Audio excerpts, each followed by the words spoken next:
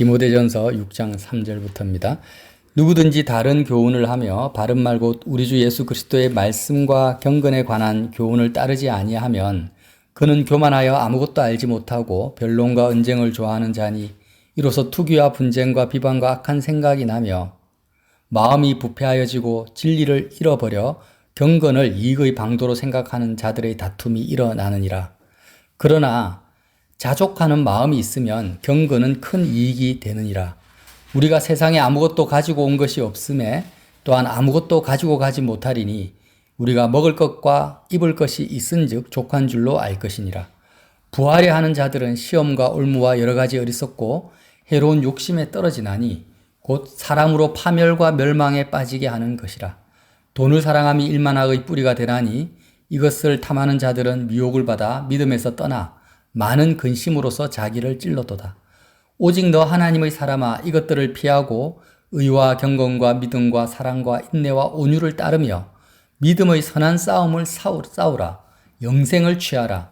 이를 위하여 내가 부르심을 받았고 많은 정인 앞에서 선한 정언을 하였도다. 만물을 살게 하신 하나님 앞과 본디오 빌라도를 향하여 선한 정언을 하신 그리스도 예수 앞에서 내가 너를 명하노니 우리 주 예수 그리스도께서 나타나실 때까지 흠도 없고 책망받을 것도 없이 이 명령을 지키라.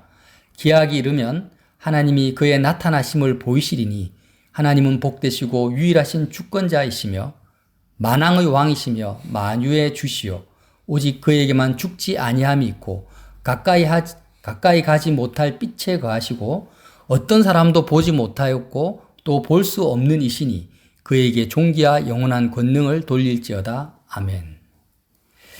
여기까지 읽겠습니다. 우리가 예수님을 믿는 것이 사실은 거의 불가능합니다. 하나님을 만난다라는 것은 우리 같은 존재가 하나님을 만난다라는 것은 불가능해요. 모세가 이스라엘 백성들 가운데서 위대한 자로 칭송을 받는 이유는요. 시내 산에서 영원하신 하나님을 대면하고 살아남았기 때문이에요. 그죠? 이스라엘에 250만 명이 되는 수많은 사람 중에 시내산에서 하나님을 만난 사람은 누구밖에 없습니까? 모세 한 사람밖에 없어요. 그러면 예수님이 모세보다 더 위대하신 이유는 뭘까요? 모세는 자기만 만났죠. 자기만. 그러나 예수님은 예수님을 믿는 모든 사람이 모세처럼 하나님을 만나게 하시는 분이기 때문에 모세보다 위대하신 분이라는 거죠. 구원자라는 거예요. 그러면 이제 예수님 시대에는 12제자, 500여 형제, 또 예수님을 믿는 모든 성령을 받은 모든 그리스도인들이 모세처럼 영원하신 하나님을 그리스도로 말미암아 다 만납니다. 그가 과거에 세리든 창녀든 병자든 왕이든 상관없어요. 예수님을 믿기만 하면은 모세처럼 만나요. 그럼 우리가 이렇게 생각할 수 있는 거죠. 그럼 하나님이 수준이 떨어진 건가? 하나님이 낮아지신 건가? 아니죠. 하나님의 속성은 변하는 것이 없습니다. 하나님은 영원하신 분이고 거룩하심과 존귀하심과 주권이 조금이라도 삭감이 되실 수가 없는 분이에요. 변함이 없으시는 분인데 모세는 어떻게 하나님을 만났습니까? 오늘 말씀에 의하면 자족하는 마음이 있었기 때문이에요. 자족하는 마음. 예수님은 우리에게 자족하는 마음을 주시는 분이라는 거예요. 말씀을 한번 다시 제 말이 중요한 것이 아니라 우리가 말씀을 정직하게 봐야 돼요. 저도 사실 말씀을 정직하게 본다라는 것이 저 자신이 참 괴로워요. 죄인이기 때문에 너무나 말씀이 어떨 때는 너무 높은 수준을 요구하니까 빡빡하다 이런 마음이 들 때가 있는 거예요. 그렇지만 우리는 말씀을 왜곡시킬 수는 없잖아요. 자, 자족하는 마음이 있으면 경건은 큰 이익이 된다 했죠. 6절에. 이 경건이라는 것은 디모데전서에 계속 반복되고 있는데요. 사도 바울이 말씀하시는 경건은 무엇이냐면 영원하신 하나님을 모세처럼 대면하는 삶을 사는 거예요. 지식을 말하는 것이 아니라 하나님과 실제로 동행하는 삶을 살아가는 그 삶 자체를 경건이라고 합니다.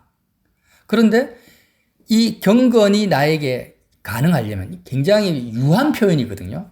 이걸 좀 완고하게 표현을 하면 이런 말이에요. 자족하는 마음이 있어야만이 경건한 생활이 가능하다 이런 뜻이에요. 완고하게 제가 표현을 하면.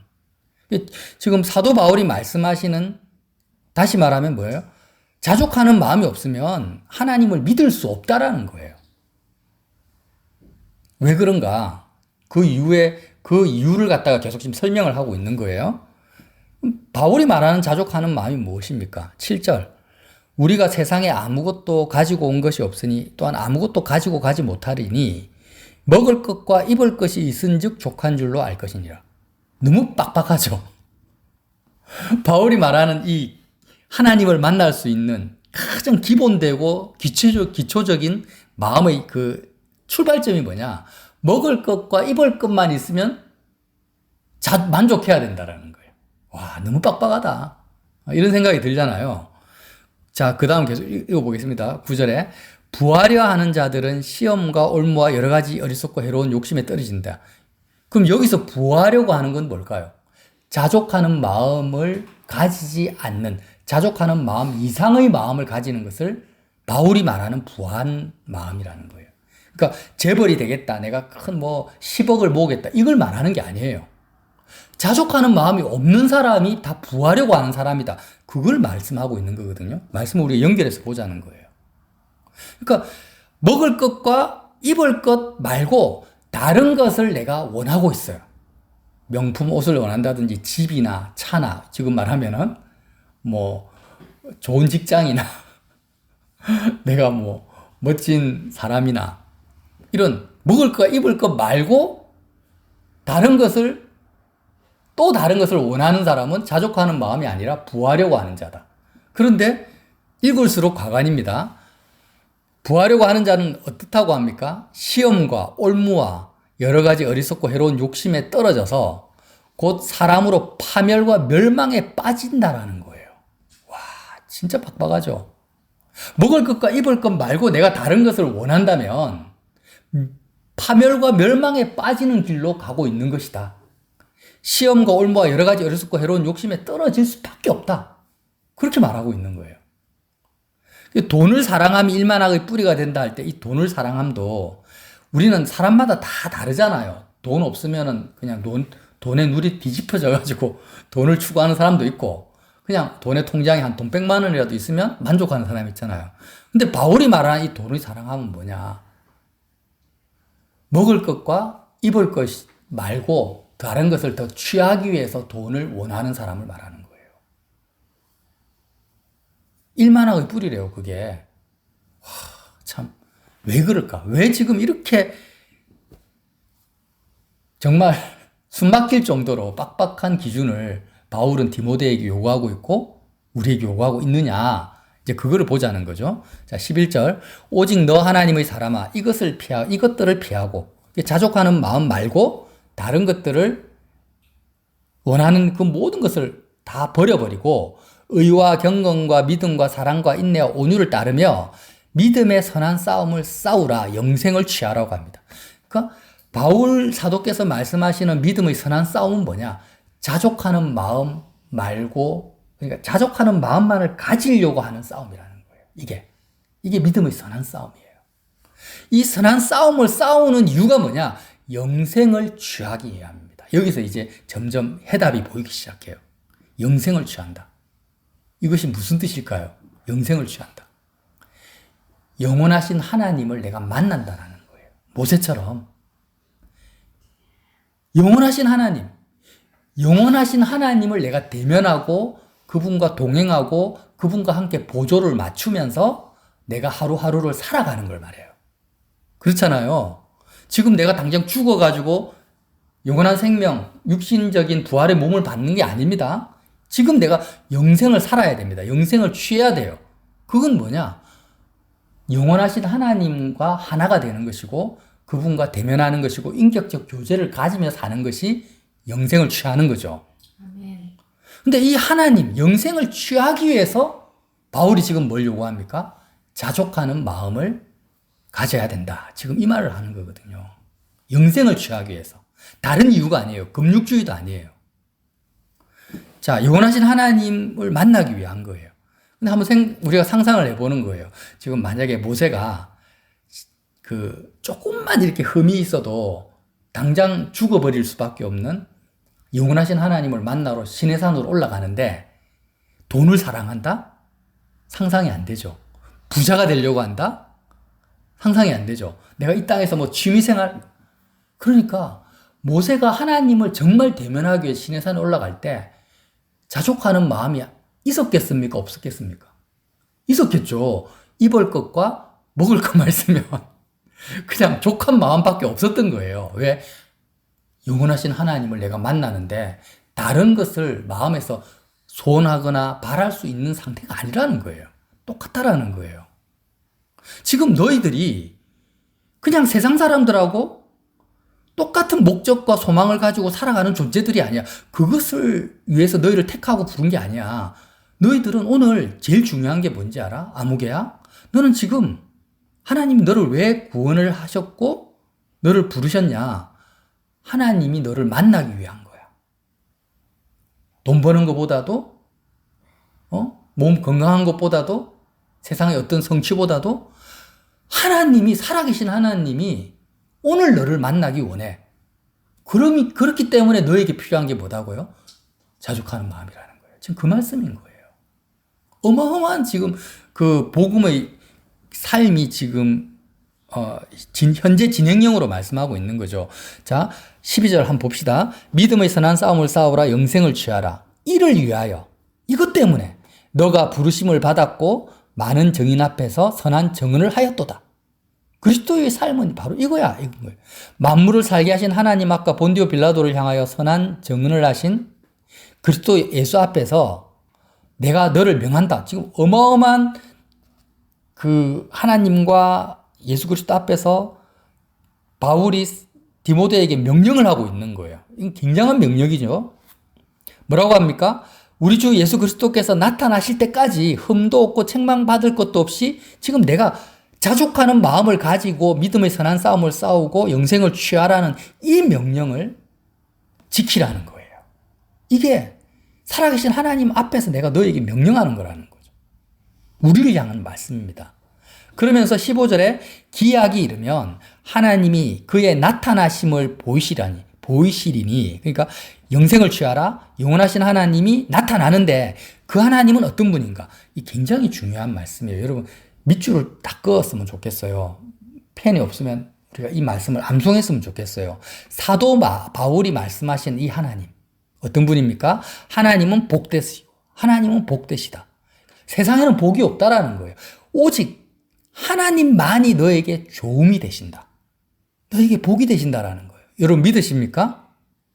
자꾸 우리는 착각해요. 사람들을 보면서 야 나도 좋은 집이 있으면 좋겠다. 그게 좋겠다라고 생각하죠. 나도 저 사람처럼 저렇게 살았으면 좋겠다라고 생각하죠. 복이라고 생각하는 거예요. 그러나 사도 바울은 뭐라고 합니까? 하나님만이 복되시다라는 거예요. 이게 하나님이시라. 우리가 만나야 될 하나님, 유일한 복입니다. 하나님은 복되시며 유일하신 주권자이시며, 그러니까 우리가 어떤 물건을 취하면 이건 내 거라고 생각하잖아요. 저와 여러분이 세상에서 예를 들면 공기 좋은 곳에 아름다운 소박한 전원주택을 하나 지어놓고 거기서 소확행을 즐기면서 살고 싶다, 이런 소망을 가지고 있다고 생각해 보세요. 바람을. 근데 공기 좋은 그 자연 환경도 누구 겁니까? 하나님 거. 유일하신 주권자예요. 내게 아무것도 없어. 그 전원주택도 하나님 거고 소확행을 즐기려고 하는 모든 소소한 것까지 다 하나님의 거예요. 그 유일한 주권자고 만왕의 왕이시며 만유의 주라는 거예요. 그런 하나님을 너가 지금 대면해야 된다라는 거예요. 이해가 되십니까?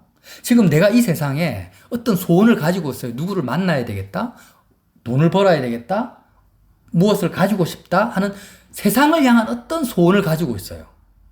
근데 내가 가지고 있는 모든 소원, 내 마음이 닿는 모든 것의 유일한 주권자가 내가 아닌 거예요. 내가 지금 대면하려고 하는 하나님이시고, 그것의 주인이 내가 아니야. 만유의 주는 오직 하나님이시고 만왕의 왕이 하나님이신 거예요. 그러니까 자족하는 마음이 없이 하나님을 만나면 만날 수가 없어요. 만나지지가 않는 거예요. 내가 뭘 하고 싶다라는 것은 그 일에 대한 주권을 내가 가지고 있는 거잖아요. 그죠? 그러니까 유일하신 주권자를 내가 만날 수가 없어요. 내가 크고 작은 세상의 왕이 아니라 어떤 영역에 있어서는 내가 왕이 되고 싶어. 그 영역. 우리 가정에서는 내가 왕이 되고 싶어. 만왕의 왕이신 하나님 만날 수가 없고, 내가 무엇을 소유하고 싶어. 만주의 주이신 주님을 만날 수가 없어요. 부딪혀요. 유일하신 주권자, 유일한 복, 만왕의 왕, 만주의 주가 영원하신 하나님인데 영생을 취하라는 거예요. 그 하나님과 네가 보조를 맞춰야 되고, 그 하나님과 교통해야 되고, 교제해야 되고, 그것도 죽어서가 아니라 오늘 당장. 오늘, 지금, 하루하루 눈 뜨고 일어나면 그 하나님을 만나는 것이 영생을 취하는 건데, 그 하나님이 어떤 분이라고요? 유일하신 주권자라는 거예요. 그러니까 우리 마음속에 자족하는 마음이 없이 먹을 것과 입을 것만 있으면 족하겠다 이 마음 말고 다른 어떤 세상에 대한 조그마한 소원이 있어도 영생을 취할 수가 없는 거예요. 근데 예수님이 오셔가지고 십자가에서 죽으신 거예요. 어떻게 하시려고요? 우리로 하여금 하나님을 만나게 하려고. 영생을 취하게 하려고. 그러니까 모세가 아주 수준이 높은 하나님을 만났고 예수님 때는 예수님이 수준이 낮아져 가지고 우리가 하나님을 만나는 것이 아닙니다. 하나님은 동일하게 가장 높으신 분인데 모세는 우리에게 자족하는 마음을 줄 수가 없었던 인간일 뿐이었고 수많은 연단과 자기 믿음으로 겨우 하나님을 은혜로 만났고 예수님은 십자가를 통해서 그리스도의 죽음과 부활을 통해서 우리에게 정말 세상을 사랑하고 돈을 사랑하는 우리에게 어떤 마음을 주신다라는 거예요. 자족하는 마음을 주신다라는 거예요. 그래서 모세가 만났던 하나님, 예수님이 만났던 하나님을 만날 수 있는 마음의 상태로 우리에게 예수 그리스도의 피로 우리의 마음을 씻으신다라는 거죠. 말씀을 정리하겠습니다. 오늘 이 말씀, 15절 말씀을 꼭 우리가 하나님은 어떤 분인가? 영원하신 하나님은 복되시고 유일하신 주권자시고 만왕의 왕이시며 만유의 주시고 16절 오직 그에게만 죽지 아니함이 있고 영생이 있다라는 거예요. 죽지 아니함이 있고 가까이 가지 못할 빛에 거하시고 어떤 사람도 보지 못하였고 또 볼 수 없는 이시다. 자, 여러분 이게 무슨 말이냐면 하나님은 빛에 거하신다라. 빛에 대해서 저번 시간에 한번 이야기를 나눴죠. 밝음만 표현한 게 아니라 우리의 마음을 온전히 충만케 하신다 했잖아요. 하나님 빛이시다 하면은 내가 세상에 아무것도 가진 것이 없는 상태라도 정말 하나님을 만나면 우리 마음이 어땠다? 조금도 부족함을 느낄 수 없는 상태가 되게 하시는 분이 빛에 거하신 빛이신 하나님인 거예요. 그리고 어떤 사람도 보지 못하였고 볼 수 없다라는 말이 뭐냐면요. 제가 이 비유를 여러분 꼭 이해하셔야 돼요. 어떤 말이냐면 개미가 있어요. 개미가 있는데 코끼리를 볼 수 있습니까? 개미가?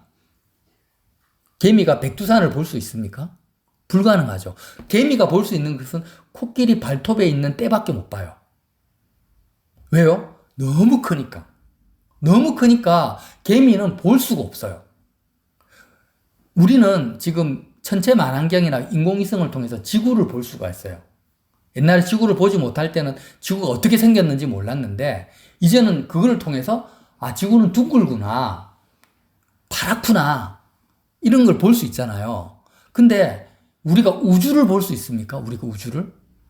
은하수는 볼 수 있고 태양계, 은하계는 볼 수 있어도 우주는 우리가 볼 수가 없어요. 왜요? 너무 크니까. 개미가 보는 코끼리보다 더 커요. 우주는. 그러니까 우주는 다 보이지가 않아요. 너무 무한대기 때문에. 아무도 하나님을 볼 수 없다는 말이 무슨 말이냐면 그냥 보이지 않는다 이런 의미가 아니에요. 하나님은 그 좋으심과 복되심과 영광이 무한하시다라는 거예요. 우리가 볼 수가 없어요. 그 크심을, 그 존귀하심을, 그 영광을 인간의 한정된 시각으로는 하나님을 볼 수가 없는 거예요. 영원토록 무한하기 때문에. 그래서 아무도 뭐라고 합니까? 이 말씀에 어떤 사람도 보지 못하였고 또 볼 수 없는 이시다. 이렇게 말씀을 하시는 거예요. 볼 수가 없어요. 그런 분을 우리가 지금 우리를 불렀다는 거예요. 디모데에게, 디모데야, 이런 무한하시고 아무도 볼 수 없는 이 분을 지금 너가 경건, 뭐예요? 매일매일 너가 만나야 돼. 그분과 매일 교통해야 되고 그분과 함께 사는 것이 영생인데 너의 마음속에 어떻게 자족하는 마음이 없이 이 세상에 썩어져 갈 것들을 소원하고 자족하는 마음이 없이 어떤 뭘 바라고 이 땅에서 뭐 했으면 좋겠다 이런 마음을 가지고 어떻게 하나님을 만날 수 있겠느냐. 믿음의 선한 싸움을 싸우라는 거예요. 아멘. 이해가 되시죠, 여러분? 그래서요, 우리가 예수님의 십자가에서 내가 그리스도와 함께 세상에 대해서 예수님과 함께 죽지 않는 상태. 예수님과 함께 십자가에서 죽어야만이 자족하는 마음이 들어오죠. 어떻게 우리가 십자가를 통과하지 않고 세상을 버릴 수 있습니까? 내가 하나님을 만날 수 있습니까? 불가능하다는 거예요. 근데 연약한 육신을 가지고 있으니까 오늘 내가 십자가를 붙들고 아, 주님, 내가 정말 세상에 대해서 죽은 자입니다.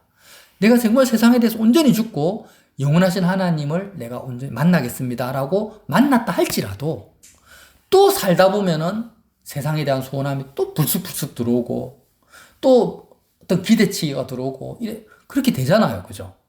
그래서 뭐가 중요하다고요? 십자가가 항상 짊어지고 살아야 된다. 십자가를 우리가 그걸 놓치는 순간 나는 뭐라고 합니까? 미혹의 믿음에서 떠나서 미혹에서 오늘 뭐라고 새로운 욕심에 떨어지고 시험과 올무와 여러 가지 어리석고 해로운 욕심에 떨어져 버린다라는 거예요. 바울이 실제로 그걸 체험을 하고 있는 거예요. 그것을 다른 말로 십자가 생활하다 이렇게 표현을 할 뿐이죠. 본질적인 건 뭐예요? 자족하는 마음이에요. 십자가를 통과하지 않으면 영원하신 하나님 우리가 만날 수가 없어요. 그거는 놓치는 순간 만날 수가 없어요. 십자가에 예수님과 연합되어서 우리 마음속에 모세처럼 예수님처럼 하나님을 만날 수 있는 그 마음 상태로 살아야 됩니다. 그게 믿음의 선한 싸움이에요. 그러면 재미없을 것 같습니까? 인생이 재미가 없고 지루하고 힘들 것 같아요? 아니라는 거예요. 아멘. 절대 그렇지 않아요. 가장 복되고 짜릿하고 흥분되고 멋진 삶을 하나님이 우리에게 펼쳐 나가신다라는 거죠. 여러분, 사도 바울의 삶이 재미가 없었을 것 같아요? 예수님의 삶이 익사이팅하지 않았을까요? 아니죠. 정말 우리는요, 그런 믿음이 아직 없어요. 정말 약해요. 정말 내가, 저와 여러분이 자족하는 마음을 가지고 영원하신 하나님 만나면 우리가 여태까지 어떤 우리가 상상하지도 못하고 꿈꾸지도 못했던 하나님의 세계가 새롭게 펼쳐진다라는 것을 제가 이렇게 말씀을 나누는 것은 저도 온전히 믿고 싶어서 그래요. 아멘. 한번 믿어봅시다. 아멘. 네, 믿어보자는 거예요. 내가 계획하고 내가 바라는 것이 이루어지는 삶이 나에게 복이 되는 것이 아니고 나에게 기쁨을 주는 게 아니다. 정말 내가 십자가 짊어지고 영원하신 하나님을 모세처럼 대면하면 진짜 복된 삶이 펼쳐진다. 이것을 믿고 십자가를 붙듭시다. 함께. 십자가 군사가 됩시다. 예, 그렇게 가서 정말 매일매일 영생을 취하시는 저와 여러분 되시기를 예수님 이름으로 빌어드립니다.